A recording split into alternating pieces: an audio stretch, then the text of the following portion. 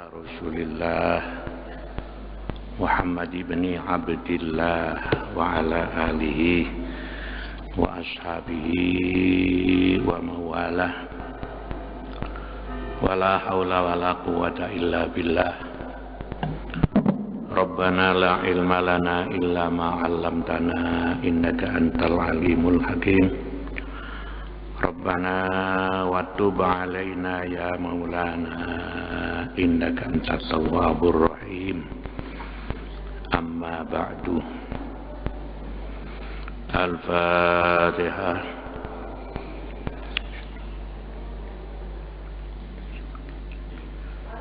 Shiratal ladzina an'amta 'alaihim.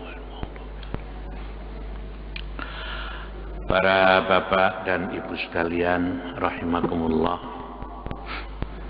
Pengajian kita pagi ini masih melanjutkan pengajian minggu-minggu yang lalu, yaitu tentang syariat Islam menjaga keturunan.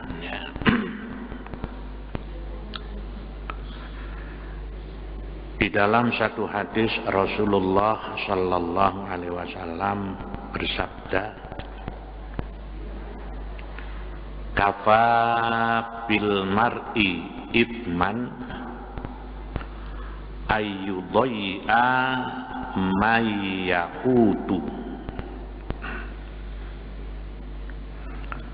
Cukuplah berdosa jika seseorang menelantarkan mereka yang menjadi tanggungan dalam nafkahnya.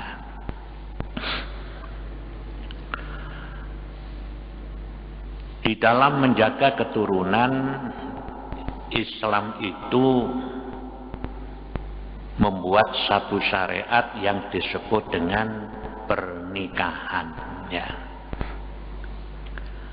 Kemudian dari pernikahan ini timbul yang namanya anak sebagai keturunan.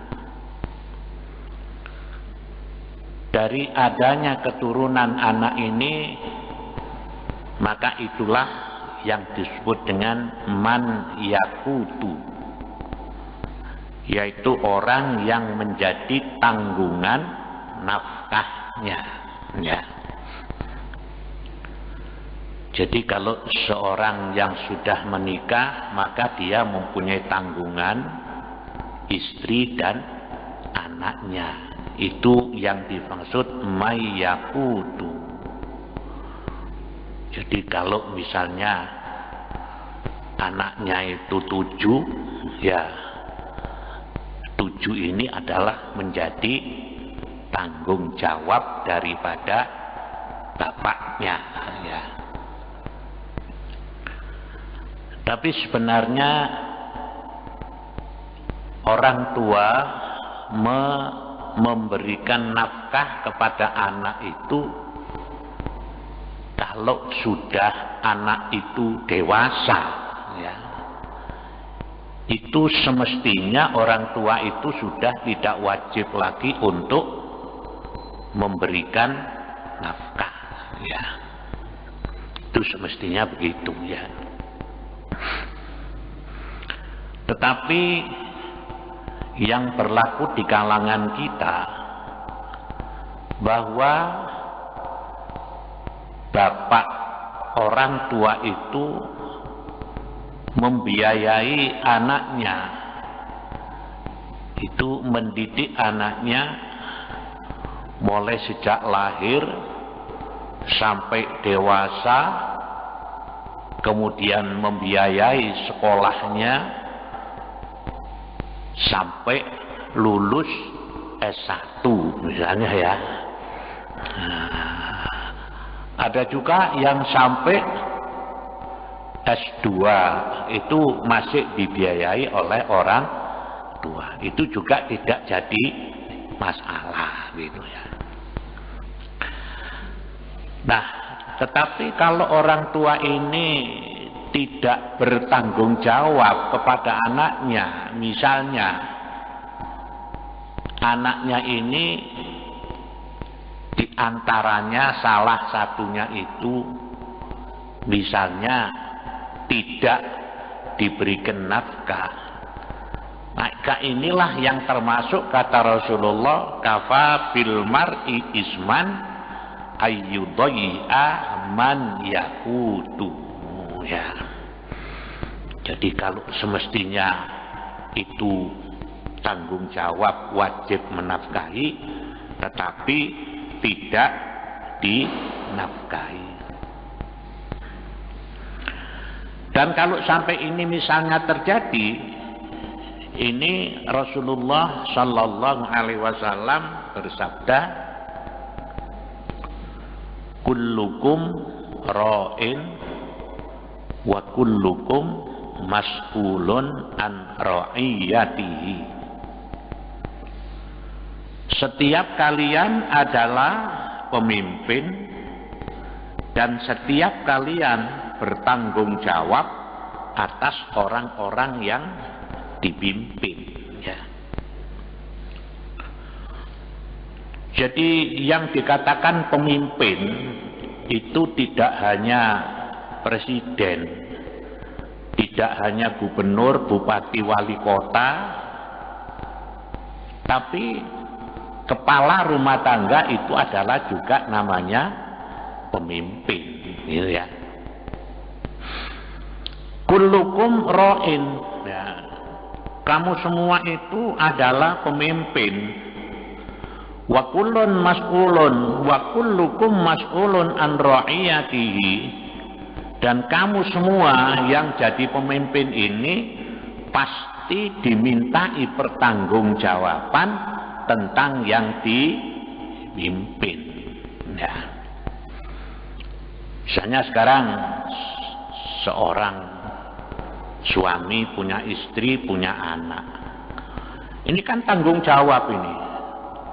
Tanggung jawab di sini bukan hanya tanggung jawab secara materi dalam artian memberikan nafkah, tapi tanggung jawab di sini adalah tanggung jawab di samping materi juga pembinaan, ya.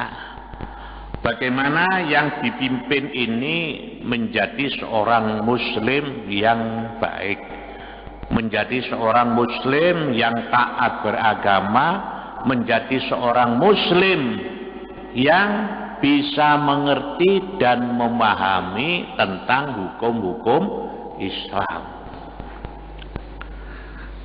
Jadi kalau seorang suami punya istri, istrinya tidak bisa sholat dengan baik misalnya, ya, maka ini kewajiban suami itu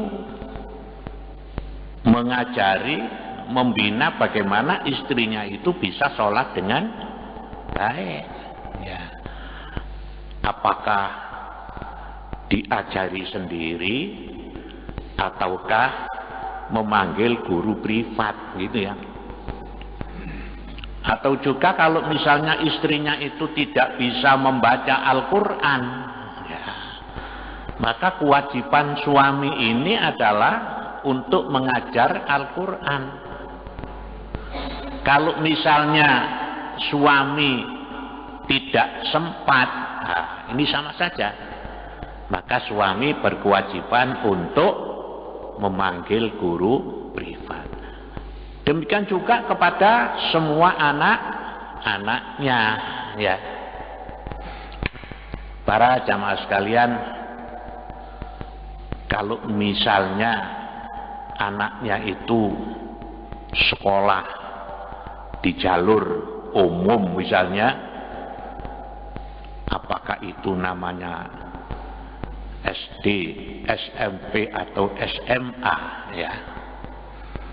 Sudah barang tentu di sini kan porsi pelajaran agama itu kan sedikit. Nah, karena sedikit ini sudah barang tentu anak-anak ini kan tidak mungkin akan bisa mempelajari ilmu agama itu dengan sempurna. Lah, di sini maka orang tua juga masih berkewajiban bagaimana anak-anaknya ini bisa mengerti agama, bisa baca Quran. Nah, karena itu maka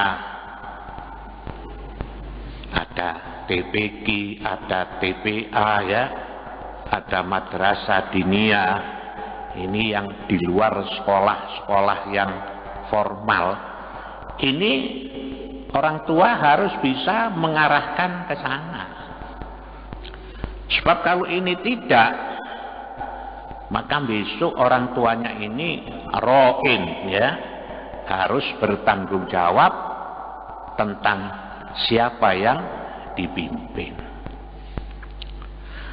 Misalnya punya seorang istri, istrinya ini tidak mentaati hukum agama. Misalnya kalau keluar rumah istrinya itu tidak pakai kerudung misalnya ya, tidak pakai jilbab. Ini kan membuka aurat, berarti tidak disiplin terhadap agama. Nah ini suami harus mengarahkan bagaimana istrinya ini taat beragama. Kalau keluar dari rumah itu memakai kerudung. Apakah dia ini sebagai seorang pegawai negeri ya, apakah sebagai seorang karyawan, apa sebagai seorang bisnismen, dan sebagainya. Pokoknya suami harus mengatakan kepada istrinya, kamu harus selalu memakai kerudung. Jadi ini di samping merupakan amar ma'ruf nahi mungkar, itu termasuk adalah pembinaan. Kalau tidak, maka besok suami tidak bisa bertanggung jawab tentang siapa yang dipimpin ya. Nah, sekarang ini di Indonesia kalau kita perhatikan ya,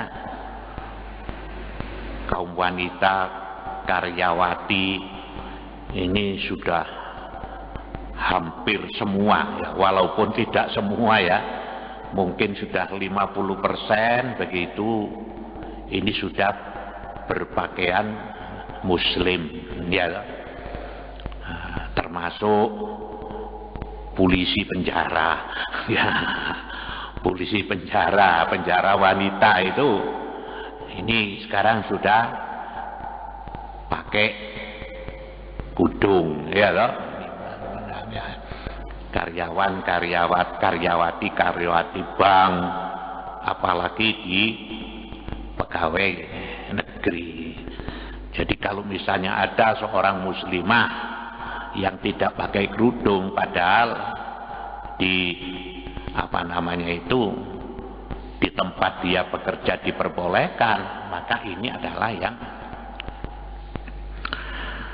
Jadi Indonesia ini walaupun bukan negara Islam, tapi negara yang penduduknya mayoritas muslim. Kalau kemarin saya membaca di salah satu surat kabar itu di Jerman ya, itu pemerintah membuat undang-undang bahwa wanita yang bekerja baik itu negeri atau swasta tidak boleh memakai kerudung. Ini di Jerman dan di Prancis. Ya karena di sana memang adalah bukan negara Islam dan muslimnya adalah tergolong minoritas ya. Ya juga ada protes daripada kelompok-kelompok muslim ya. Tapi tampaknya karena di sana itu minoritas, suara kelompok muslim ini tidak didengarkan oleh pemerintah ya. Ini nyatanya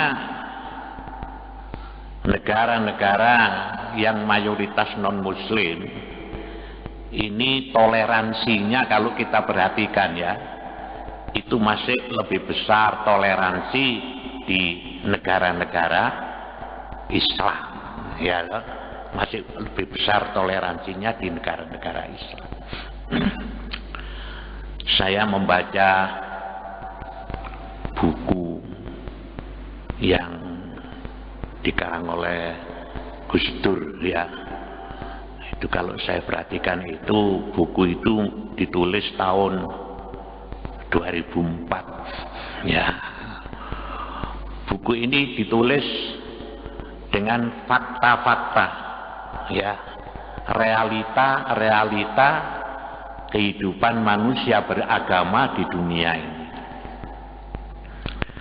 Di antara salah satunya itu Gus Dur pergi ke Cina itu beberapa kali ya, tidak satu kali, itu pada waktu belum menjadi presiden ya. Jadi beliau datang ke sana itu sebagai seorang muslim, sebagai seorang budayawan gitu. Nah, beliau ini melihat bahwa di Cina itu agama juga bermacam-macam ya, agama bermacam-macam. Hanya yang dominan itu adalah Konghucu, kemudian Hindu, Buddha ya, kemudian ada Muslim ya. Muslim di RRT itu menurut catatan di sana itu ada sekitar 30 juta yang mayoritas itu bertempat di satu daerah namanya Xinjiang ya. Di sana termasuk sangat minoritas. Karena apa? 30 juta dari jumlah penduduk yang sekarang ini 1,3 miliar ya, 1.300.000.000. Muslimnya hanya berapa? 30 juta ya. Nah, tetapi begini, di dalam tulisan yang dikarang Gus Dur itu, di sana itu pemerintah itu mengayomi kepada semua agama ya. Jadi kan Cina itu termasuk satu negara yang mempunyai paham yang namanya komunisme ya, komunisme. Tetapi di sana itu toleransi, jadi toleransi umat beragama itu tinggi sekali. Jadi pada waktu Gus Dur ini ke negara Xinjiang ya, di sana para pekerja-pekerja itu semuanya itu pakaiannya itu pakaian muslimah ya. Jadi pakaian muslimah ya, pakaian muslimah. Nah, ini satu contoh. Jadi RRT itu kan sekarang negara besar, penduduknya paling besar, dan sekarang ini kalau membaca berita-berita ekonomi sekarang tampaknya ini RRT ini sudah di dalam dunia perekonomian ini mau menguasai dunia ya. Mulai bulan Maret ini akan terjadi perdagangan bebas antara Indonesia dengan RRT ya. Nah, ini kan Indonesia juga khawatir karena di RRT itu apa? Rakyatnya banyak, tenaga kerja murah gitu ya. Sehingga sekarang HP saja, sekarang HP yang dari RRT ya. Wah, itu saja sekarang 1 juta sudah bagus. Wah, kalau dibanding dari produk lain yang harganya lebih dari 2 juta. Nah, ini satu contoh ya. Kemudian juga kunjungan Gus Dur itu ke Thailand ya. Di Thailand itu ada satu daerah yang di situ mayoritas Muslim ya, yaitu satu negara bagian kepulauan gitu yang namanya Patani ya. Jadi Patani, di Patani ini banyak orang-orang Islamnya. Nah, kalau di Thailand ini dalam tulisan itu toleransi umat beragama itu masih bagus itu ya. Artinya saling menghormati di antara pemeluk agama. Padahal di Thailand ini mayoritas itu adalah Buddha ya. Kemudian yang lain lagi itu di Myanmar atau namanya dulu Burma ya. Di sini ini Islamnya sangat minoritas, bukan hanya minoritas, sangat minoritas. Dan di sini tampaknya negara belum bisa melindungi kepada penduduk yang Muslimnya minoritas ini, sehingga sering terjadi perbuatan-perbuatan yang sifatnya itu adalah bersifat memusuhi Islam. Di sana sering terjadi ada masjid kemudian diberikan di dalamnya itu babi, gitu ya. Ada anjing digiring ke dalam masjid. Di sana itu masih. Jadi kalau di sana karena toleransinya ini minim, maka yang jadi karyawati itu di sana juga sama dengan di Jerman dan di Perancis itu tidak boleh memakai tutup kepala atau pakai busana muslimah. Lah kalau kita di Indonesia ini kan negara kita memberikan kesempatan yang besar ya di mana saja. Malah kalau ada satu perusahaan yang melarang karyawatinya itu tidak berbusana muslim, ini ada teguran ya, ada teguran. Saya melihat itu misalnya kalau seperti BCA itu dulu yang katanya itu saham terbesarnya itu adalah Lim Shu Liong ya, itu kan Cina. Memang di BCA ini saya pernah membaca satu buku. Jadi kalau pimpinan terasnya itu mulai pusat sampai daerah, jadi pimpinan karyawan inti yang strategis itu memang dari kalangan sana gitu ya. Tapi akhir-akhir ini katanya sudah berubah, dan tampaknya sekarang walaupun itu BCA, sekarang karyawatinya itu sudah banyak yang memakai busana muslimah. Jadi kembali kepada pokok persoalan, para bapak dan ibu sekalian, jadi suami itu nanti akan dimintai pertanggungjawaban ya, dimintai pertanggungjawaban kalau istrinya ini tidak berbusana sebagai seorang muslimah. Jadi yang ro'in itu adalah suami. Ini harus menjadi perhatian. Demikian juga kalau kita ini punya anak-anak perempuan ya, punya anak perempuan. Nah, kalau sudah dewasa, ini kan bapaknya harus menganjurkan kepada anaknya, kalau sekolah kemana saja itu harus berpakaian muslimah, kan gitu ya. Ya, pakai jilbab. Ini harus orang tua mengatakan begitu kepada anak-anaknya. Dan ini tampaknya di sekolah-sekolah di negara kita ini kan ya tidak dianjurkan, tetapi tidak ada larangan, ya kan?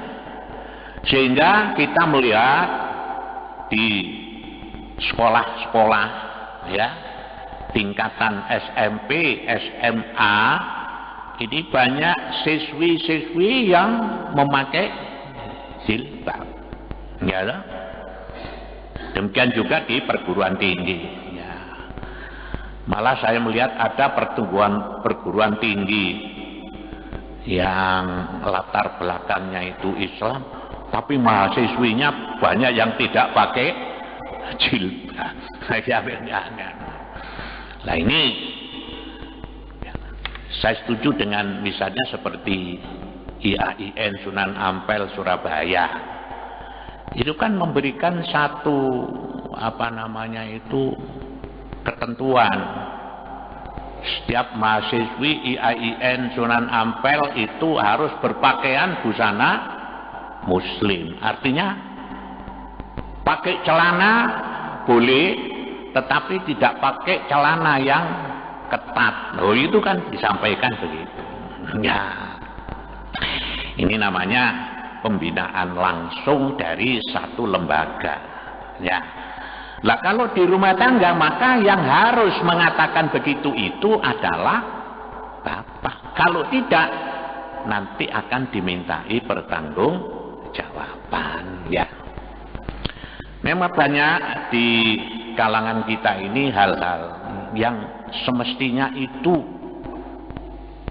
tidak boleh menurut Islam, tetapi orang Islam sendiri melaksanakan. Ya, seperti kemarin yang ada hasil bahsul masail dari alumni Pondok Pesantren Lirboyo itu ya, itu membuat satu keputusan bahwa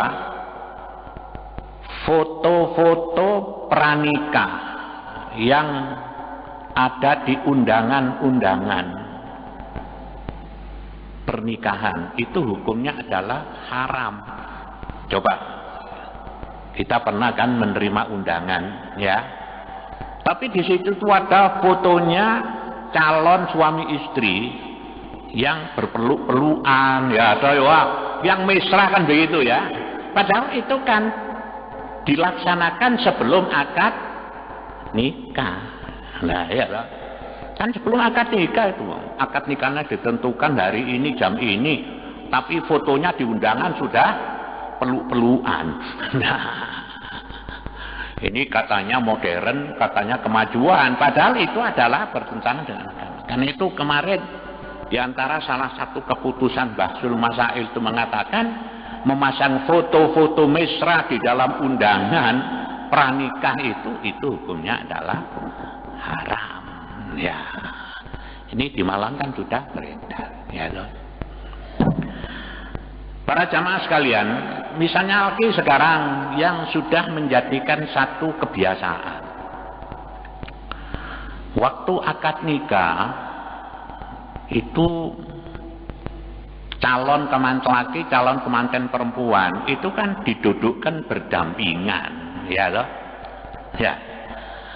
Ini duduk berdampingan, ini kan belum muhrim karena belum akad nikah, kan begitu kan ya.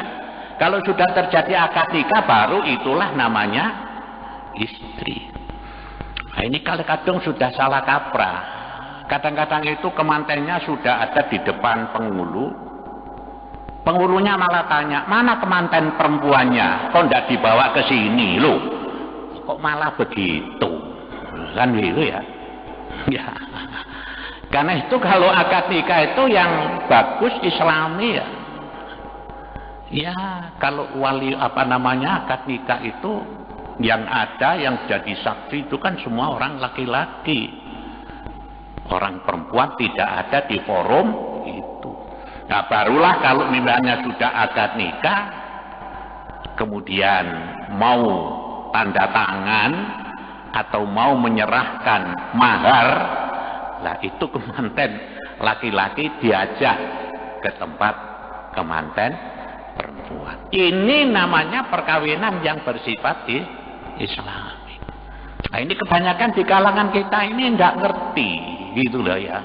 Dianggap ini sudah merupakan satu budaya yang Islami. Yang saya heran itu malah kok penghulunya itu. Karena kemanten perempuannya tidak dibawa berdampingan di depannya, kok malah tanya, pundi kemanten wedoke kok gak digorengi loh ini. Ini kita kembali kepada pokok persoalan tadi para bapak ibu sekalian. Di sini ada satu hadis Rasulullah Shallallahu Alaihi Wasallam. Innallaha sa'ilun kulla ra'in ammastar'ahu hafidha am dhayya'a hatta yus'alar rajulu an ahli baitihi. Sesungguhnya Allah akan meminta pertanggungjawaban setiap pemimpin tentang kepemimpinan yang dibebankan kepadanya. Ia menjaga atau menelantarkannya hingga ia pun meminta pertanggungjawaban orang laki-laki tentang anggota keluarganya. Jadi ini bahwa ro'in ya di dalam rumah tangga itu adalah seorang suami.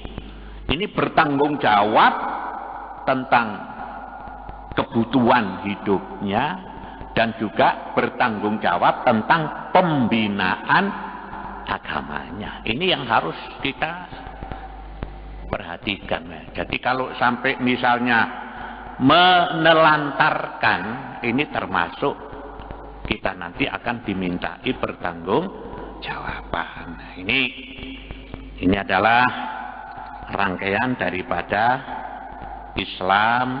Syariat Islam itu menjaga keturunan ya. Jadi yang maksud keturunan di sini adalah bagaimana keturunan kita ini menjadi keturunan yang baik ya. Keturunan yang saleh, salihah min ummati Muhammadin sallallahu alaihi wasallam. Jadi pembinaan itu harus dilaksanakan secara terus-menerus, sebab kalau tidak kita pasti nanti tidak bisa bertanggung jawab di hadapan Allah Subhanahu wa taala. Allahumma shalli ala sayyidina Muhammadin wa ala alihi wa sahbihi wa sallam. Alhamdulillahirabbil alamin. Rabbana la tuzigh qulubana ba'da idh hadaitana wa hab lana min ladunka rahmah innaka antal wahhab. Rabbana atina fid dunya hasanah wa fil akhirati hasanah wa qina adzabannar. Subhana rabbika rabbil izzati amma yasifun wa salamun alal mursalin walhamdulillahi rabbil alamin. Assalamualaikum warahmatullahi wabarakatuh.